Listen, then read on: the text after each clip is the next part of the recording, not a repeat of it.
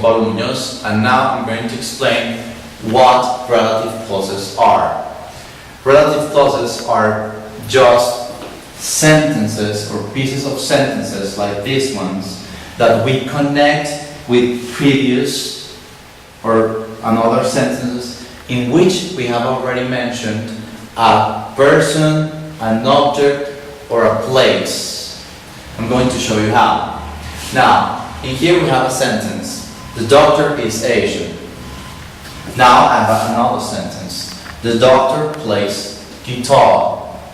Here we have two things in common. The doctor and the doctor. Now, to link, to join, to connect those sentences, I can replace doctor with a relative clause, which is, in this case, for persons who. Now I have a single sentence which has two verbs. So I have the doctor who plays guitar is Asian. So I've connected two different sentences with a common factor with a relative clause. In this case, who for persons. Now, the car is red. I have a single sentence here. The car is red. The car is an object. I have a different sentence here. The car uses diesel. Now, these two sentences have in common the car. The car is an object. Now, I can connect these two sentences by using a relative clause. In this case, for objects, that.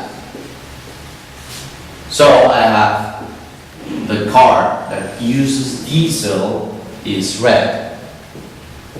And lastly, to speak about places, the same thing here. I have one sentence that hospital is expensive, and another sentence here. My sister stays in the hospital.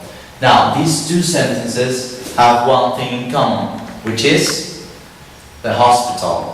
The hospital is expensive, and my sister stays in the hospital.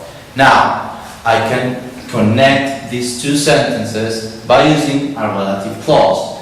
In this case, the hospital is a place. For places, the hospital is here. I'm going to raise a hospital here. And I'm going to connect these two sentences by using a relative clause. For places, in this case, where. Now I end up with a sentence, a complete sentence. The hospital where my sister stays in is expensive.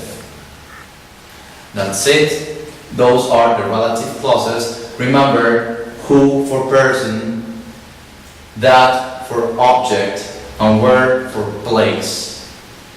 Thanks for watching.